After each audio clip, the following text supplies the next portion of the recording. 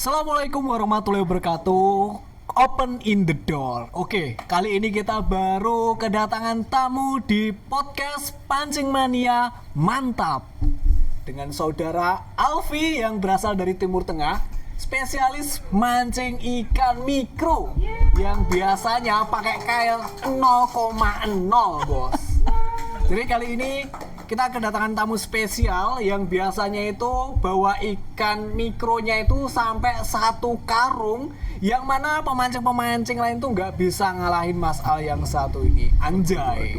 Oke, langsung aja Mas Al bisa kenalan dulu nih sama penonton kita nih. Oke, bismillahirrahmanirrahim. Assalamualaikum warahmatullahi wabarakatuh. Terima kasih ya Kakak Zen ya udah memprov yang sangat luar biasa sekali. Mantap. Tapi nggak kayak gitu ya teman-teman, ini biasa aja ya. Karena aku sendiri masih pemula. Berawal dari 1 tahun yang lalu gitu. Aku kan terjun di dunia pancing dan nggak mungkin aku nggak berkecimpung di dunia pancing. Udah nyelam sekalian nyebur. Ya gimana nyelam lagi terus nyebur lagi? Iya pokoknya gitu ya. Bikin bottom. Kalau istilahnya apa tuh? Ada laut. Udah nyelam terus minum air ya. Harusnya tenggelam ya itu mah. Udah Ya, basah. Udah basah sekalian nyebur. Nah gitu ya, bisa kayak gitu. Udah basah sekalian nyebur. Jadi aku coba kemarin ya kan. Awalnya tuh kayak cuman ini doang awalnya nggak tahu tuh kailnya pakai kail yang kayak gimana gitu kan. Terus abis itu pakai senar yang kayak apa. Waktu dulu tuh aku masih asal-asalan gitu, jadi nggak tahu. Kenapa nggak tanya terus, dulu? Abis itu nggak dapet ya ceritanya nggak gitu. dapet. Mancing sampai malam-malam nggak dapet. Terus habis itu coba terus kan sampai diketemukan oleh Dian Pancing ini. Aku siap. Waktu itu kan coba-coba mancing liaran ya kan. Terus akhirnya aku diketemukan di sama Dian Pancing itu sama Sifu ceritanya. Sifu, oke. Ada sifunya nih. Dian Pancing, oke. Nah terus habis itu aku diajarin lah tuh sama dia dari situ tuh. Oh ternyata pas dia lihat pancingku tuh, ya ini mah nggak bakal dapet mas. Kailnya aja segini, senarnya segini. Wah itu kayaknya spek lele. Padahal di dalam kali itu jarang banget ada lebal ikan kepek yang 3 jarian ternyata. Dan waktu itu pas waktu itu aku akhirnya nggak dapet karena aku memang targetnya pengennya yang babon tuh. Iya.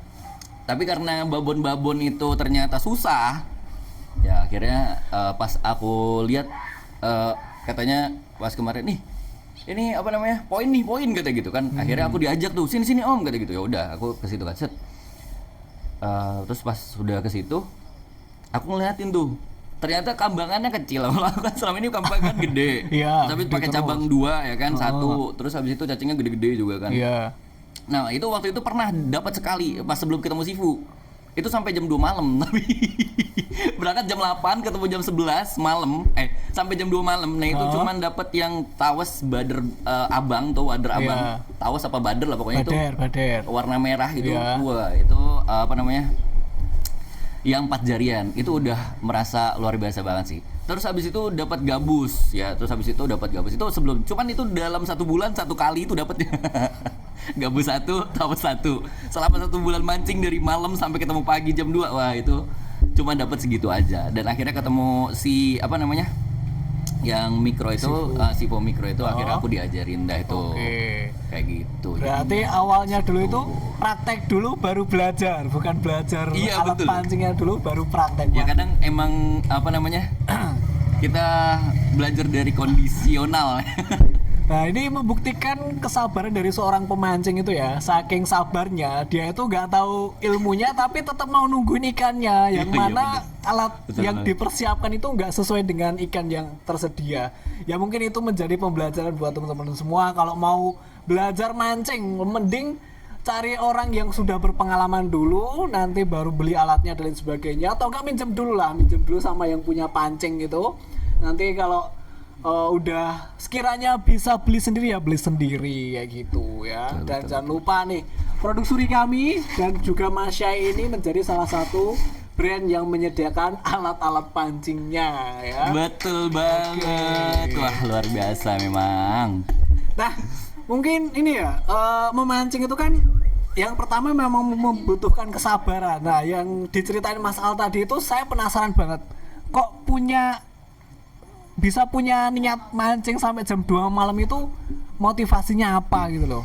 Padahal iya. Baru 1 bulan lagi mancingnya. Betul banget. Nah, karena apa? Waktu dulu aku waktu masih ke SMP kalau nggak salah SD atau SMP. Nah itu aku diajarin mancing ceritanya sama om aku ketika kita kumpul keluarga gitu. Nah itu ada di tempat itu ada empang. Akhirnya aku kan om aku kan hobi banget mancing tuh. Dia follow mancing ke seluruh Indonesia kayaknya. Anjay, seluruh Indonesia itu. Mancing sipu itu kayaknya. Jadi mancing itu ke mana-mana ya. Jadi pulang berangkat hari Senin, pulang itu hari Sabtu satu pekan full mancing. Jadi ke daerah-daerah kayak gini misalkan dari kan Jakarta waktu itu kan aku di Jakarta, Solo, terus habis itu ke Semarang apa kemana. Nah itu cuman nyari gabus. Nah dari situ pas kita ngumpul keluarga kayak gitu. Nah itu om aku udah nyediain tuh alat-alat. Biasanya kalau udah pokoknya kumpul keluarga nyediain alat-alat, apalagi terutama ada. Yo nggak tahu aku waktu itu nggak ngerti ya alat-alat mahal. Ya mungkin iya ya. Iya harusnya iya. Masa keliling Indonesia bawanya reel sikari. Iya sih ya mungkin. Nah itu udah dicepain sama omku. Jadi aku tinggal. Dicepakin. Iya dicepain ya. Bahasa Jawa disediain ya, disediain. Udah disediain, tinggal nguncal aja tuh. Jadi aku pas itu dari situ. Waktu itu udah SMP kan lama. Abis dari situ waktu berlalu kan aku akhirnya pokoknya setiap kumpul itu pas terakhir tuh kalau nggak salah di SMA gitu kan, di SMA udah jarang banget ngumpul-ngumpul lagi, sampai kuliah juga udah jarang-jarang dan jarang mancing lagi. Nah ketemulah di sini gitu. Oke, berarti jadi pertama kali SMP. Jadi dan itu berapa hari? Jadi kan ngulang kayak nostalgia gitu kan. Jadi kayak ternyata kalau misalkan nyiapin sendiri tuh kayak gini. Terus habis itu ya ternyata mancing kalau misalkan itu ngedapetin ikan itu nggak segampang yang kayak di video-video. Iyalah. Kalau di video-video kayak gampang banget sekali nyelupin dulu. Netizen mah enak, liatnya doang, belakangnya nggak tahu. Nah iya makanya dari situ ternyata kayak gitu. Nah pas itu ya itu tadi aku cerita ketemu sifunya itu, terus habis itu ya udah deh pas udah ketemu sifu itu diajarin lah tuh. Dan aku sampai ngerasain tuh pas itu dari jadinya pertama awal banget ngerasain tarikan ikan-ikan wader. Wader yang sirip kuning waktu itu wader sirip kuning. Ya. Ternyata di situ ada yang 3 jarian, banyak ternyata spotnya di situ. Memang spotnya sih emang agak agak angker, dangerous ya atau berbahaya. Oh iya, oke. Apa tuh namanya? Kayak agak beresiko lah intinya. Oh iya. Terus habis itu pas udah nyoba tarik, ternyata enak banget. Ternyata pas kalau wader itu makannya kan zlup gitu kan. Itu jadi kalau pelampungnya telat sedikit kita narik zlup gitu pasti kosong. Lepas.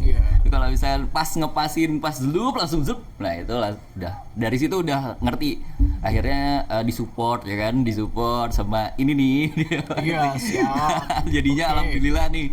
Sekarang udah punya tegek sendiri ya, alhamdulillah banget. Bahan apa tuh? Wah itu kemarin aku pakainya slankers tuh. Jadi kan dia fiber tuh kan, lentur. Wah itu enak banget. Dan sekarang ini aku lagi targetin yang ikan 3 jarian sama 4 jarian tuh. Karena kemarin 1 jari 2 jari kan wader biasanya 1 jari 2 jari ya kan. 2,5 jari lah paling gede tuh. Itu cuma terbang doang padahal pakai senar Tiagra doang tuh. 0,10 ya. Aku pengen 3 jari 4 jari. Kuat itu. Slankers pengen 4 jari tuh, slankers kan enak banget tuh kayaknya. Wah, mantul. Iya. Gitu jadinya. Berarti ya sepele banget ya untuk bisa menjadi seorang pemancing itu nggak harus punya motivasi yang mendalam dari diri seseorang, tapi kayak cuman dulu pernah pengalaman akhirnya sampai sekarang bisa menjadi seorang pemancing. Oke, mantap. Nah, kira-kira nih kalau sekarang kan targetnya udah mulai naik nih ya ikannya. Nah, sebelumnya itu udah dapat manfaat apa aja nih dari mancing itu sendiri? Oh, yang pasti kalau mancing itu menghilangkan kejenuhan ya kan. Sebagai refreshing tanpa biaya. Biaya ada sih, kayak beli umpan, beli tegek, apalagi tapi di kolam. Enggak itu. Dan kalau misalkan ke spot itu udah nge-refresh banget sih. Karena kan pemandangannya, terus habis itu ketenangannya. Makanya kalau kadang aku sukanya kalau mancing itu sendiri gitu. Menyendiri dan walaupun boncos jadi nggak ada yang tahu.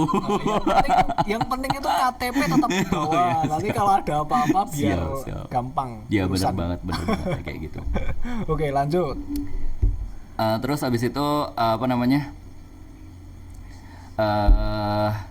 Terus kalau mancing itu jadi ngebuat nenangin, terus habis itu kayak jadi punya ide-ide yang masuk gitu kan, punya ide-ide yang masuk. Dan terus pokoknya inspirasi ya betul banget, ada inspirasi di situ. Terus habis itu ya sabar sih yang pasti sih. Mendapat kesabaran dalam urusan ikan. Iya betul banget. Tapi kalau urusan yang lain, segala urusan juga. Kalau dalam mendapatkan ikan ya mendapatkan sabar. Kalau urusan yang lain kesabarannya ya mengimbangi. Iya. Tapi di TikTok itu sering berseliweran di beranda saya itu. Kalau seorang pemancing itu cuma cari ikan, pasti mereka bakal ke pasar. Nah, menurut saya nih ya. Sih betul. Kalau mencari ikan terus beli ke pasar, itu kan pasti pakai uang. Pasti ada beberapa pemancing itu kalau mau ke pasar pasti nggak ada uang, makanya mancing ke sungai. Bener nggak? Bisa betul banget ya, betul. Itu juga betul. Cuman kadang juga kayak gini nih, ketika mancing kadang nih, ini persepsinya kan kita beda-beda ya. Kadang ketika mancing gitu nggak dapet, udah ngeluarin umpan ya kan, udah biaya bensin, terutama tuh kayak gitu. Terus habis itu waktu. Sedangkan kalau kita beli ikan, itu udah pasti dapet dan udah pasti enak. Cuman itu yang tadi nggak dapet. Kayak ketenangannya gitu kan ya. Terus habis itu inspirasinya kayak gitu tuh nggak dapet tuh. Itu yang nggak didapat dengan membeli ke pasar. Kalau ke pasar kan rame banget, terus habis itu tinggal ambil, terus habis itu tinggal gitu. Kalau mancing kan ke spotnya, terus habis itu udah kayak gitu sih. Tapi kalau gitu. Tapi kalau untuk manfaat mancing kan tadi udah dijelasin nih, kayak mungkin bisa membuat kepala bisa lebih refresh sama yang lain sebagainya. Nah itu kalau mancingnya dapet, tapi kalau nggak dapet itu hasilnya gimana? Perasaannya itu gimana apa? Iya benar banget. Juga tetap nggak enak hatinya atau gimana? Wah itu iya benar. Kalau misalkan nggak dapet itu pertama beban keluarga banget sih ya. Kita udah pamit ya kan, udah pamit. Minta doa ya, semoga nanti dapetnya babon-babon 5 jari, 6 jari ya kan, banyak sekarung. Tapi ternyata pas pulang-pulang cuma bawa satu, itu dari kecil juga kayak gitu kan, uceng mungkin. Nah itu satu keluarga uceng. Iya satu keluarga uceng. Pas udah sampai, ini kok bawanya cuma segini, tadi katanya mau bawa babon tapi nggak dapet. Ya tapi gimana lagi kan, karena pertama itu mental ya, kita harus siapin mental. Walaupun nggak dapet tapi kita nggak dapat ikan, tapi dapat yang manfaat tadi sih. Iya, manfaat. Refresh gitu, terus habis itu jadi tahu spot-spot indah gitu kan. Kalau misalnya kita mau menyendiri, ya kan. Terus habis itu mau merefresh apa namanya kejenuhan gitu, refreshing lah gitu. Kalau misalnya kita refreshing ke tempat-tempat jauh kan butuh biaya yang banyak banget. Nah kalau itu kan mancing tinggal bensin, terus habis itu tinggal bensin, terus habis itu tinggal umpan gitu sama pancing, udah kita refresh gitu ya. Mungkin kalau lebih enak lagi ya sanggung makan. Oh itu tuh yang paling enak banget kalau makan sambil makan itu di spot kayak gitu. Wah sumpah itu rasanya indah banget ya. Ngerasain nggak? Pernah ngerasain nggak? Pernah dong. Oh, ya. Itu indah banget rasanya. Dulu waktu kecil sering kok kayak gitu. Jadi berangkat itu bawa pancing, tapi di sana nanti ya berangkatnya bawa pancing doang, tapi di sana nanti masaknya itu bisa ikan hasil pancingan, jagung, terus ketela pohon. Ya itu nemu itu di sungai itu. Nemu apa nyolong tuh? Nemu ya boleh. Kan di sungai kan ada tanaman-tanaman. Oh iya bener. Ya cuman nggak tahu punya siapa itu. Tapi ya punya umum. Punya mbahku. Ya boleh. Oke. Tadi mengenai boncos dengan nggak boncos kayak gitu. Oke. Kalau semisal mancing di tempat yang sudah rame nih pemancingnya, ya mungkin spotnya udah ditemu sama pemancing lain kayak gitu. Nah itu mau tetap mancing di situ apa pindah spot lain? Kalau aku pribadi sendiri nih ya, kalau aku pindah spot. Oh, pindah spot. Kalau aku sendiri Kenapa? pindah spot karena aku jujur nggak suka keramaian banget sih. Terus habis itu apa namanya? Kalau misalkan boncos kan malu. Alah. Bilang aja tadi dapat babon tapi bocel gitu. Iya, gitu sih. Tapi yang pasti aku lebih seneng sama sendiri sih. Yang lebih kalau misalkan itu spot udah penuh, Pindah. ya cari yang ada celah lah setelah. Karena kalau misalkan di situ walaupun misalkan rame, tapi potensinya ternyata di situ banyak ikannya tuh, yang agak gede-gede. Nah mau nggak mau aku harus cari celah yang agak kosong gitu. Pasti nggak mungkin berderet banyak, udah kayak kolam dong kalau berderet banyak.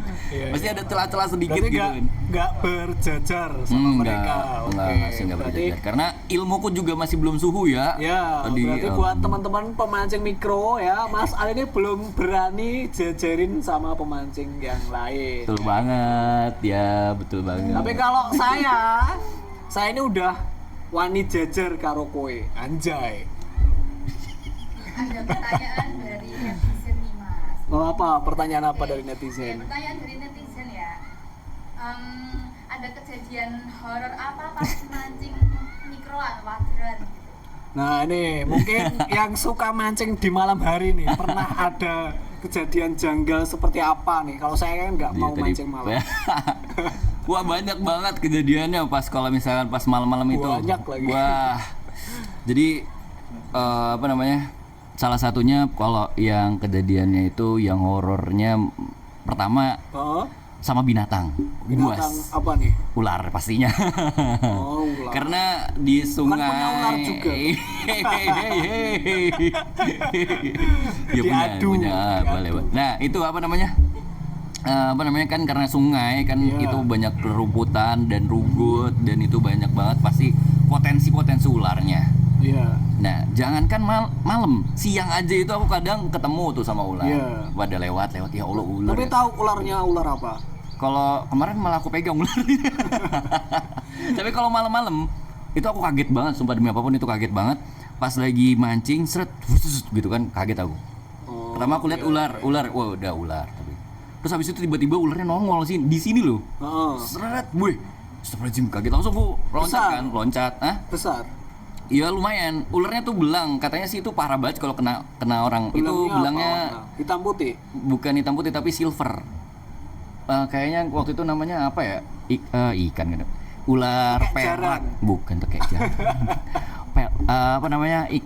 Ular Lariang. Silver apa gimana gitu. Pokoknya kayak gitu lah. Itu bisanya itu luar biasa. Makanya aku pas zlip gitu dia nampakin gak set. Wah kaget aku langsung iya, langsung monggo tapi dia nggak jalan ke aku, cuman dia malah balik. Udah habis itu enggak. Nah, terus ular ya mungkin. Terus habis itu berseliweran lagi ular-ular itu dan pada saat jam 2 pagi. Nah, itu dia tuh. Itu cerita serunya pas lagi jam 2 udah banyak kan kalau itu kan di bawah jembatan tuh aku waktu favoritku di bawah jembatan. Terus habis jembatan merah nggak tahu tuh jembatan Ancol apa. Nah, itu waktu itu pernah buat rekreasi, jadi tempat itu buat apa tuh tempat wisata lah, tempat hiburan atau wisata buat apa namanya warga-warga yang dekat-dekat situ atau warga pokoknya orang-orang pada ke situ biasanya. Nah di suatu malam itu jam 2 kan biasanya jam 12 masih ada orang, jam 1 udah sedikit, jam 2 udah nggak ada orang sama sekali. Aku udah diem aja nih, ya Allah kataku, udah berdoa aja ya auzubi kalimatil kata min syarri ma khalaq, auzubi kalimatil kata min syarri ma khalaq, auzubi kalimatil kata min syarri ma khalaq. Terus tiba-tiba ada suara anak kecil ketawain aku, katanya mungkin karena dia boncos sekali ya jadi diketawain. Tapi beneran itu ada suara anak kecil ketawa gitu, kata aku, wih kata aku gitu. Itu apa namanya bahasa Jakarta pun jadi keluar tuh. Lu jangan ketawain gua enggak apa namanya enggak dapat itu bukan karena lu, gua karena Allah ini enggak dapat emang bola rezeki gua. Lu jangan ketawa-tawain gua lo gitu. Ya udah akhirnya dari situ apa namanya? Lanjut atau langsung pulang? Enggak. Itu ada padahal udah ada yang itu pas ditarik hilang. Nah, aku udah wah ini udah nggak beres, udah jam 2 juga lah, besok kerja gitu kan. Langsung aja aku gulung, langsung aku apa namanya langsung aku pindah, bukan pindah, udah udah kemas langsung pulang. Dari situ tuh pas habis itu sebenarnya nggak trauma, cuman udah males daripada resiko yang tinggi. Pernah langsung lanjut lagi kan? Lanjut lagi, itu aku penasaran. Jadi itu kayaknya sungainya ngeliling kayak gitu tuh. Iya. Ngeliling. Nah terus habis itu aku kan di sininya nih. Di belakang itu ada sungainya lagi. Cuman harus lewatin kayak pohon-pohon gitu lah pokoknya. Wah itu pohon-pohonnya sumpah demi apapun. Jadi aku pas pengen pulang, aku penasaran sama spotnya yang di belakang situ. Ya kan kalau ini kan di bawah jembatan, kalau di situ kayak batuan gitu lah pokoknya. Nah siapa tahu aku dapat ikan kan, aku lihat dulu, survei lah ceritanya buat besok. Nah survei seret. Ini pas di setelahnya nggak salah.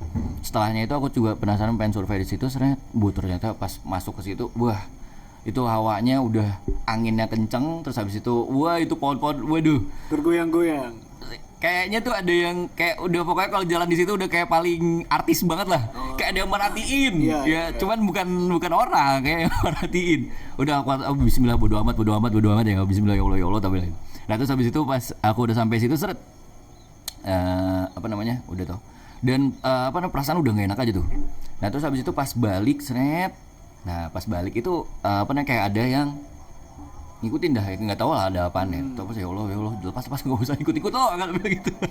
Nggak usah ikut deh, ngapain lo gitu udah. Kan karena aku juga naik motor sendiri kan. Takutnya pas orang-orang lihat.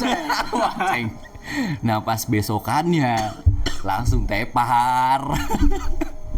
Mungkin karena anginnya nggak tahu karena pikirankunya, tapi emang ada orang-orang gaibnya sih yang pasti. Kayak gitu sih. Dari cerita horornya tuh berarti lebih banyak cerita horornya daripada cerita strike-nya.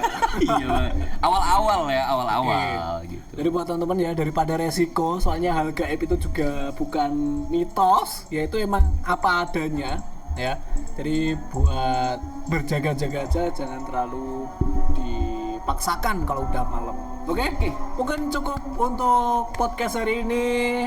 Terima kasih Mas Al sudah bersedia menjadi bintang tamu di podcast Pancing Mania Mantap.